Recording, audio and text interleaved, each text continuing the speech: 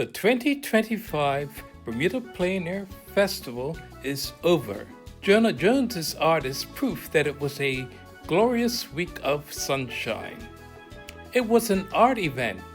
It was a cultural event, as you can see from people coming to look at this art. It was a time of fellowship amongst artists. This is John Gardner's work. It's very sharp and clear. Rona Emerson's work makes it look like she was having fun painting with her colors. And this is Ellie Cedrone with her Sorolla-inspired impressionistic pieces. This artist's work is focusing on the ocean and water. Daniela Toscanoni is the smiling artist with lots of personality. And this is her work, which also has personality. Bermudian Jill Rain does beautiful watercolor washes, and these artists are Sheila Hale, Stephen Masters, and Vivian Gardner. This is Vivian's work right here, followed by the work of Alice Coutet. Her art says, all things bright and beautiful. Our sponsor, Michael Harding, makes some of the world's best paints. Diana Amos, this artist, taught me A-level art, so my work comes after my teacher's work. Every day that I painted, something happened, so every painting has a story to it. The lady in pink heard the story about the old aquarium boat and bought the painting. My wife is on the left, and the mother and daughter were hosting point shears, and Daniela is with them. This is some more fellowship amongst artists. Here's Sonia von Wolter's work, capturing the Bermuda scene. The Hardings and Heidi will begin the prize presentations. The very accomplished Steve Conway got the honorable mention for emerging artist, and here's someone who must have bought his work. Anne Hyde wasn't hiding her joy on receiving her prize, and this is her work right here. She works hard and has been improving. Amongst the pros, Charles Knights receives an award, and here are his watercolors. He has some favorite locations. I caught Lee Petty by her work, and then you can see all of her work together. All beautiful Bermuda scenes. Patrick Jones, who also won the Quick Art competition in this category, won Best Emerging Artist, and this is his work. Tiffany Benner, who works really hard, works in gouache, has an eye for spotting a good scene, won the Best Water Media prize. And you can see she looks very happy, and this is her beautiful work, which I like. She inspired me to do the Strata Easel Challenge. I've done it a couple of years. Are these fans or friends? I'm both. Sheila Hare said that she was gobsmacked to know that she had received an award. She got the award for oil painting. She has a very painterly way of capturing the Bermuda scene, and she's very inspirational. Looking at her work, you can see what I mean. It's really no surprise that she got an award. Louisa Calder won the Best in Show award.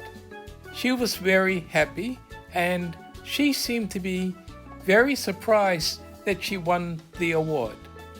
Here she is with her work. Her winning piece is the one on the left of Palm Shadows. I think she did it on the path leading to Horseshoe Bay Beach. William Rogers had some of my favorite work in the show. There didn't seem to be a title or certificate for this award, but you can see from his work that it really deserves something. These are masterful. Cheryl Simons also got a prize. Now, she used to do a lot of drawing. She used to do pen and ink and pencil work, and now she started to paint, and I think she deserves some encouragement. This is her work right here.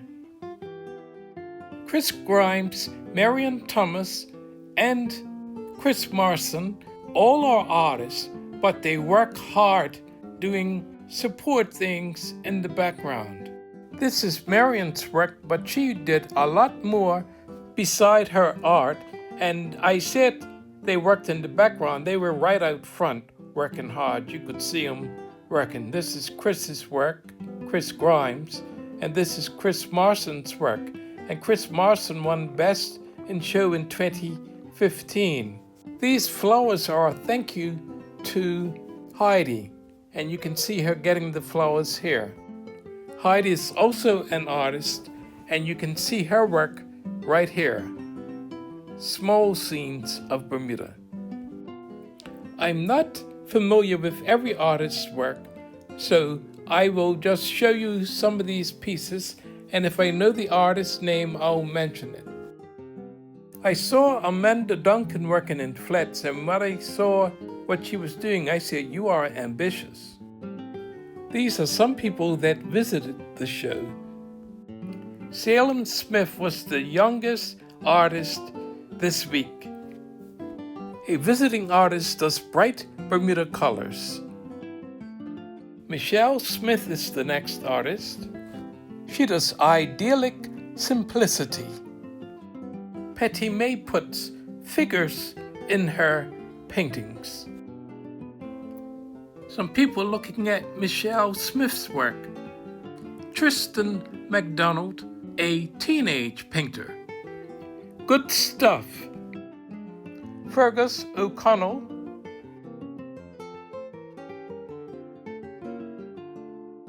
Hannah, Judy, and Rona.